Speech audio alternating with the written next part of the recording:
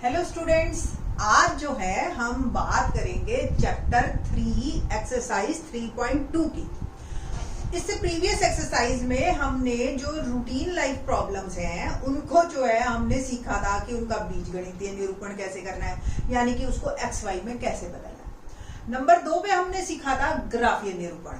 आज हम इससे एक एक्सटेंड करेंगे एक चीज और कि ग्राफीय से आप इसका हल कैसे निकालेंगे। हल वर्ड नया आ गया। हल किसे कहते हैं? हल का मतलब क्या है? हल का वो मतलब वो एक्स वाई की वैल्यू जो दोनों समीकरणों को, दोनों इक्वेशंस को सेटिस्फाई करे, यानी कि दोनों पे फिट बैठे। या आप इसको कहो तो अगर ग्राफ बनाए और ये लाइंस एक दूसरे को अगर कट कर रही हैं तो किस पॉइंट पे कट कर रही हैं, वो पॉइंट इज माय हल, वो पॉइंट ही मेरा सॉल्यूशन है। ओके, तो हल जो है वो निकालना है। अब हमने लेटर ऑन हम बात करेंगे कि अगर ये हल क्या सिर्फ ग्राफ से ही निकाले जा सकते हैं या कोई और तरीका है, लेटर ऑन। ठीक है, चलो let's start. Exercise 3.2 question number 1। निम्न समस्याओं में रैखिक समीकरणों के युग बनाइए, यानी कि वही बीजगणितीय निरूपण, और फिर उनको ग्राफीय विधि से हल ज्ञात कीजिए। क्वेश्चन क्या है?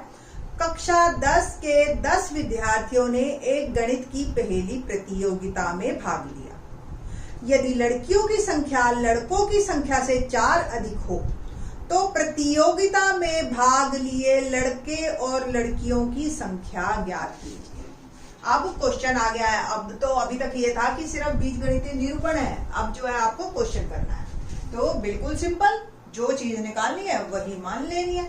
माना लड़कों की संख्या और लड़कियों की संख्या, तो माना कक्षा में लड़कों की संख्या, कक्षा में नहीं यानी कि उन 10 में से जिन्होंने पजल में भाग लिया, ठीक है, x, और लड़कियों की संख्या ये हो गई हमारी y। अब कुल मिला के 10 बच्चे है ना, तो इट मीन्स x जमा y 10 होगा। ये तो मेरी बन गई पहली इक्वेशन।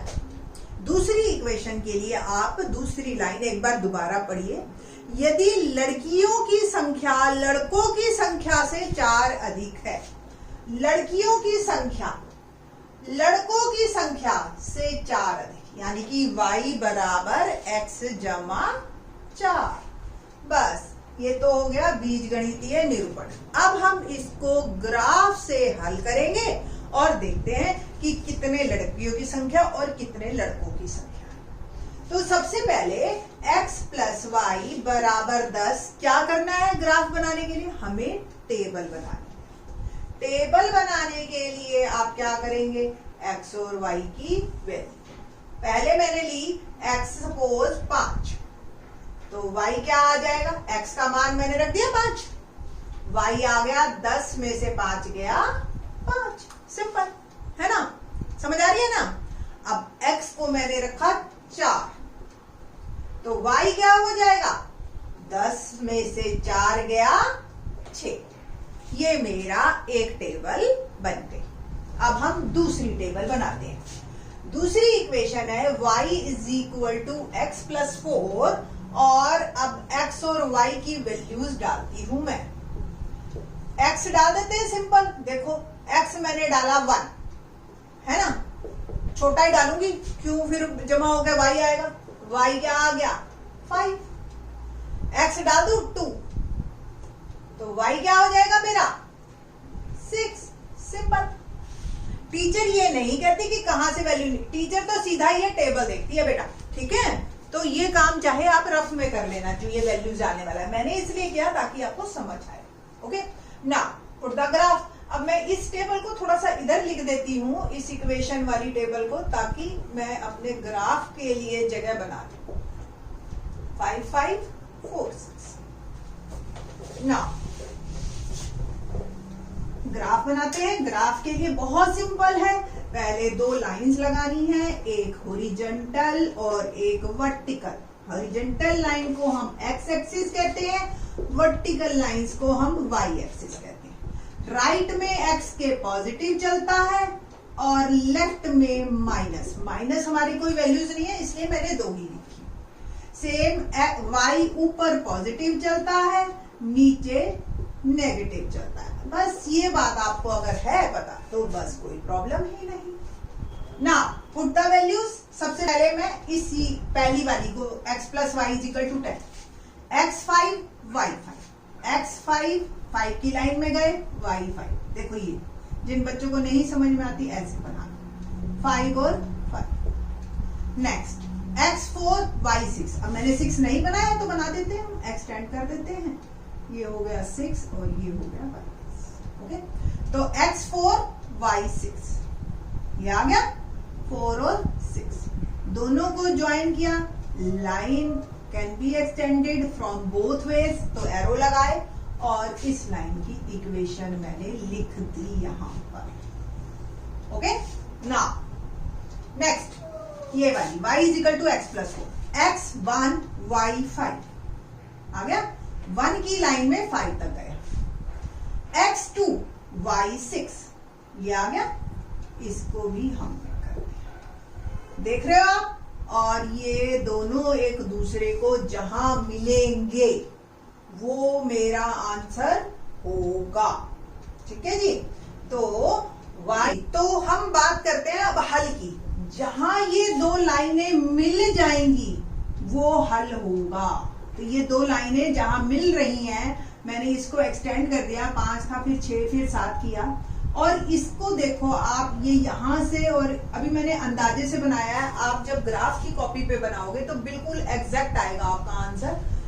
तो x3 आ गया और ये y7 आ गया। x हमने क्या माना था?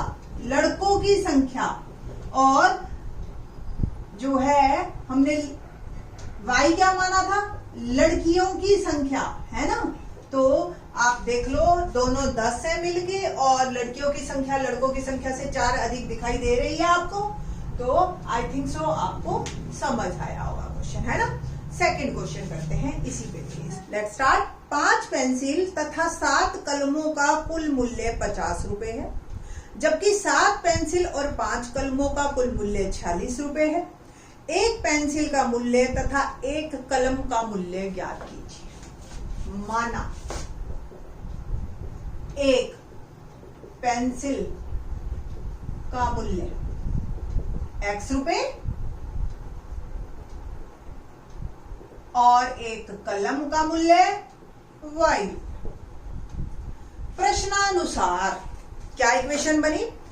आप खुद बनाओ, चलो मेरे साथ। 5 पेंसिल और 7 कलम। एक पेंसिल x की है तो 5 पेंसिल 5x। एक कलम y की है तो 7 कलम 7y। दोनों का कुल मूल्य जो है मैंने दिया 50।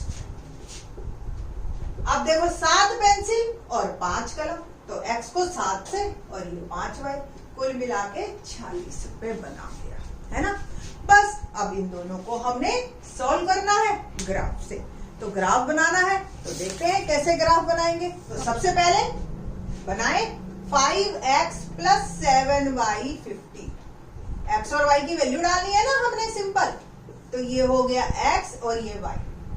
x की वैल्यू मैंने ऐसी डालती हूं जिससे कि वो 7 से भाग हो जाए। कुछ ऐसा नंबर डाले ताकि मेरी कैलकुलेशन सही हो जाए, इजी हो जाए। तो क्या डाले? x 15 डाले, 5 3 15। x का मान डाला मैंने 3, तो 5 इंटू 3 प्लस 7y 50। 7y इधर ही रहा, 5 3 15 उधर चला जाएगा। In the next step 50 minus 15, तो 50 में से 15 गए 35, है ना। तो y क्या आ गया? 35 बटा 7 5।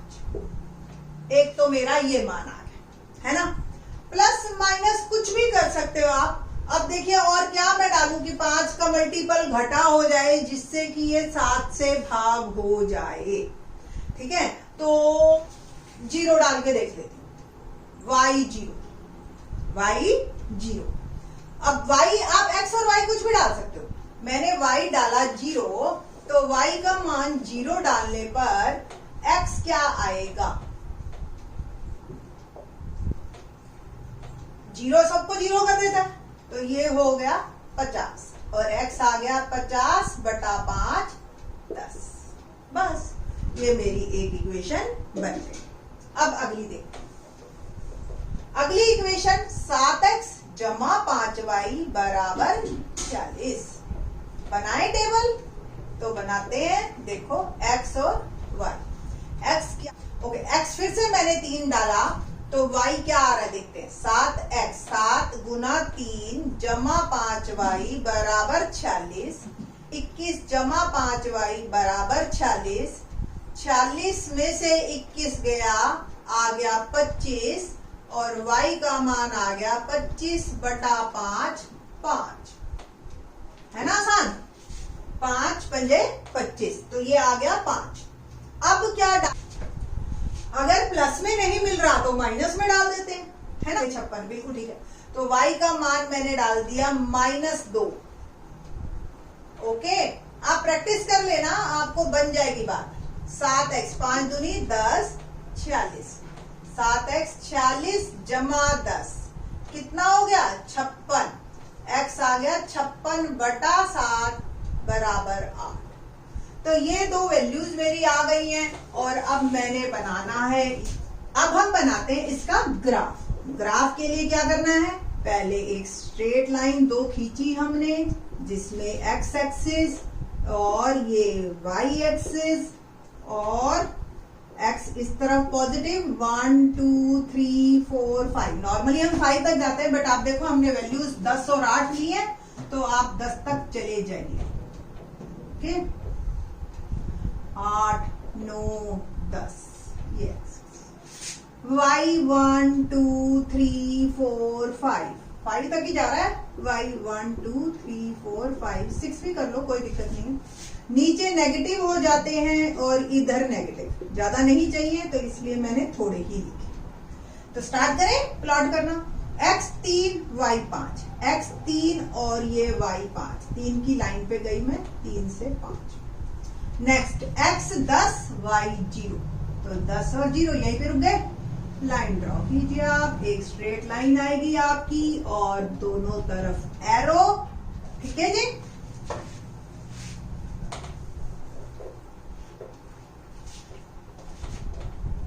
दोनों तरफ एरो और इक्वेशन लिख दी मैंने। 5x + 7y = 50। The next one, x 3 y 5 और x 8 y -2।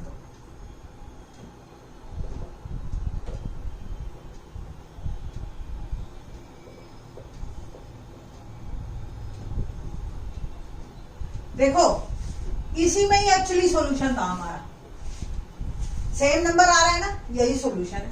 तो ये ग्राफ में आपका जहां इंटरसेक्ट कर रही है वही आंसर। x 3 y 5, x क्या माना था हमने, पेंसिल की वैल्यू है ना, पेंसिल का मूल्य, और y क्या माना था, कलम का मूल्य।